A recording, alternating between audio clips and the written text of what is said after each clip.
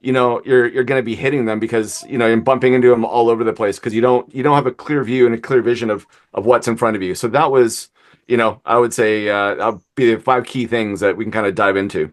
Welcome to Unstoppable Podcast with Harry Sardinas, inspiring conversations with influential millionaires, investors, thought leaders, entrepreneurs who are making a massive difference with their innovative products and services, and sharing the challenges and wisdom of how they sold their first million. How would you like to achieve your first million? And today we have a special guest joining from Canada, Brady. He's a marketer and one of the most amazing people with 20 years of experience in the field. So, Brady, tell us, what are the 5 steps to make your first million? Awesome question. Harry, thank you so much for having me on this podcast. I'm so excited. I love your energy, and Thank you. yeah, I couldn't be happier to be on this with you, and I can't wait to share this with you. So, I've got 5 steps here, and maybe what I'll do is, well, I'll give you the 5 steps, and we can drill down to each one as we go through, because I love teaching and mentoring and diving into the nitty gritty of it all. But let's just get a maybe top level. I'll give you the 5 key things, and then kind of you can go into them. But let's go for the first one. I would say assumptions kill projects. So what I mean by that is with anything that you do, when you assume something, you're leaving a gap for the unknown, and that's where time and money and energy can be wasted, not spent well, and all that. So that's one of the key things. So if anything, just and if you don't know, ask. That's one of the big things. So don't ever assume, just ask. As they say, there's no dumb questions, right? So always ask, always get clarity on it, and that's kind of the biggest thing that's always been a bad thing for any of our projects. When either us or they assume someone's going to do something, it kills it.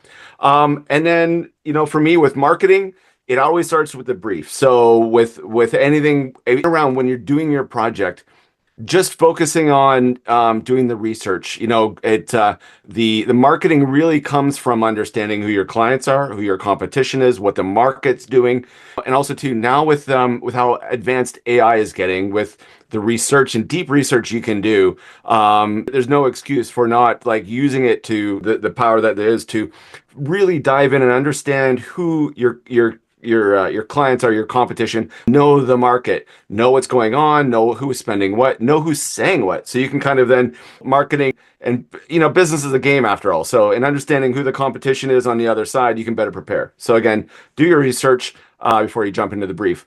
And we kind of touched on this before, but play the long game, with marketing, and just don't try to, as much as it is ramping up really quick. Marketing and business, it's a marathon, it's not a sprint. So plan for that long term, sort of put things in place, budget for that, and just don't spend everything you have all in one shot, because if it doesn't work or something happens, you've kind of wasted the opportunity for you to grow and move that forward. Another really big thing is stick to a strategy, and where a lot of people want to be very tactical. There's a difference between strategy and tactics. So number 5 is understand the difference in strategy versus tactics. Strategy is that 10,000 foot view. You're seeing you're seeing the game board, or you're seeing the entire business and the market as a whole, whereas tactical, what little moves to make within that to kind of grow your market share, and grow your brand and everything else like that. So understand the difference between what's strategy and what is tactics. And the last one is we have a common saying: if it's not in writing, it doesn't exist.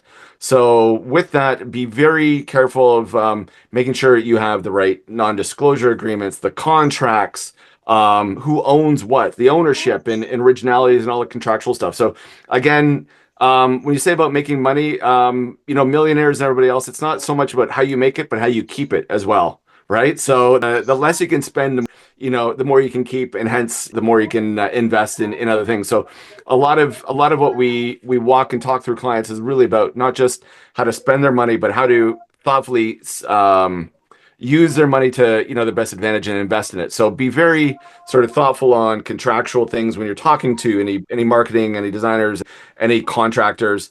So that would be the biggest thing. And also to ownership of who owns what when you're building anything, when you're creating products, packaging, all of that. So it's all about, saving your money and not wasting it or losing it because of you made an assumption or you didn't read a contract through thoroughly. So those are sort of the big high level things. Plan, be strategic about what you do, be thoughtful what you do, and of course, just the biggest thing, take time to let things read through things and proof things and understand things. Because if you try to speed through, if you try to speed through all of this, hence the name of the book is called Blind Spots. You're going to be hitting them because you're bumping into them all over the place because you don't have a clear view and a clear vision of what's in front of you. So that was, I would say that'll be the 5 key things that we can kind of dive into.